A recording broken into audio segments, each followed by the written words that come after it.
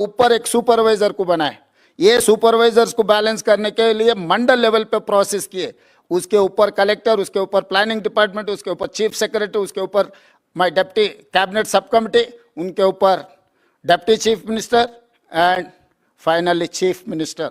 Continuously almost 60 days we have done meticulously. उसके बाद भी लोग कुछ बोले कि भाई इसमें कुछ लोग ज्वाइन नहीं हुए।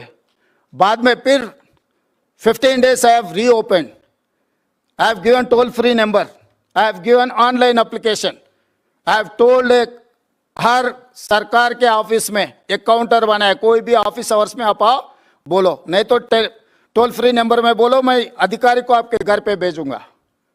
इतना सारे करने के बाद भी केसीआर, हरीश, केटीआर ने उनका गिनती में वो नहीं आया, इसीलिए तेलंगाना गिनती से वो तीनों को निकाल दिया। क्योंकि इतना सारा प्रोसेस में वो लोग आना नहीं चाह रहा है, तो इसीलिए मैं बोल दिया साफ साफ असेंबली में, भाई आप गिनती में ही नहीं है, अभी आपसे क्या लेना देना है, आपसे कोई बात ही नहीं करता, हमारा आपका बात भी नहीं लेता, आपका नाम भी नहीं लेता, आप तेलंगाना में है ही नहीं। तो इसीलिए जो हम परसेप्शंस पे चलाने के लिए कोशिश करते हैं, हर जाति का लोग आएंगे, भाई हमारे 50 लाख है, हमारा 25 लाख है, हमारा 30 लाख है, वैसा गिनती गए तो 200% होगा।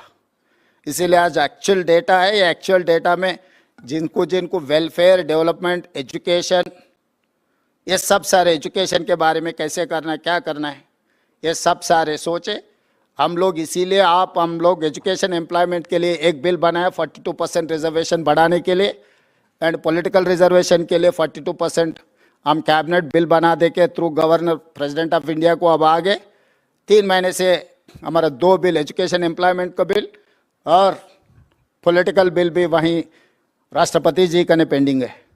तो इसीलिए आज हम ये सब सारे पावर पॉइंट प्रेजेंटेशन देने के बाद leader of opposition in Lok Sabha Rahul Gandhi ji से और राज्यसभा लीडर ऑफ अपोजिशन खड़गे जी से हम मदद मांग रहे हैं, क्योंकि तेलंगाना ओबीसी वर्ग को हक देना है तो 42% रिजर्वेशन देना है। रिजर्वेशन देना है तो राष्ट्रपति से हम लोग वो पास करवाना है। इसीलिए लोकसभा, राज्यसभा में तेलंगाना जनता के तरफ आप आवाज़ बनकर हमारे तरफ से आप लोग लड़ना है। आप लोग हमारे तरफ से आवाज़ उठा के अर्जेंटमेंट मोशन देना, क्या करना है, कैसे कार्रवाई करना, आप लोग संसद में लड़ो। हम लोग आने वाले दिनों में हमारे मंत्री, हमारे एमपी, एमएलसी, एमएलए, बाकी नेतागण को लेकर आके जंतर मंतर सड़क पे मैं लड़ूंगा, संसद में आप लड़ो। लोगों के लिए तेलंगाना ओबीसी वर्ग के साथ साथ एससी एसटी का भी रिजर्वेशन बढ़ने वाले हैं, क्योंकि अभी गिनती आगे, अभी एससी का रिजर्वेशन इज 15%, पॉपुलेशन के हिसाब से उन लोगों को 17.5% अभी रिजर्वेशन मिलने वाले। पहले 6% था एसटीज का, अभी 10% हो गया, अभी 0.8% अब बढ़ गए। उनके अभी एसटी का भी रिजर्वेशन बढ़ाने वाले हैं हम लोग, कि हर जाति के लिए कांग्रेस पार्टी काम करने वाले। इसीलिए आप सबका मदद है, क्योंकि this is the road map for the nation. आज सवेरे राहुल भैया ने ये कह रहा था कि तेलंगाना मॉडल किसी को दिक्कत है और कुछ दूसरा नाम। मैं दूसरा नाम ये सुझाव करना चाहता हूँ, this is rare model, rarest of the rare, India first time a rare model. Rare का मतलब मैं बाद में बोलता हूँ, मगर ये रेयर मॉडल है। तो क्योंकि कोई भी नहीं किए दीदी है ना, इसीलिए पता लगता है ये रेयर मॉडल है। क्योंकि अभी तेलंगाना मॉडल किसी को दिक्कत है तो ये रेयर है, क्योंकि 75 ईयर्स ऑफ डेमोक्रेसी कोई ने नहीं किया, किसी ने नहीं किया।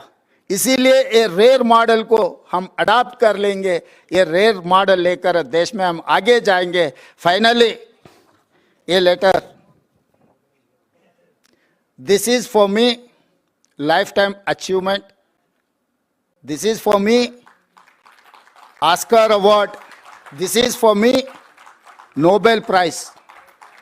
श्रीमती सोनिया गांधी जी मुझे अप्रिशिएट करते हुए एक खत लिखा है। For me life time achievement, क्योंकि बहुत सारे काम कर सकता हूँ, वेलफेयर कर सकता हूँ, डेवलपमेंट कर सकता हूँ और दूसरे कुर्सी में बैठ सकता हूँ, मगर सोनिया जी अप्रिशिएशन जो लेटर खत लिखा मेरा नाम पे, सोनिया जी खुद दस्तखत कर दे के, for me this is life time achievement. Thank you.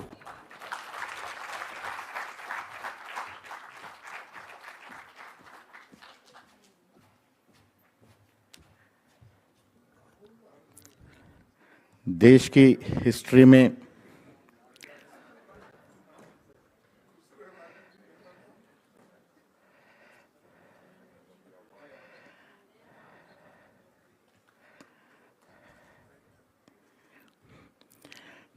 History में फूले के बाद हम ओबीसी का कोई साथ दिया, वो न्याय योद्धा राहुल गांधी ने दिया है। आई रिक्वेस्ट मनुष्य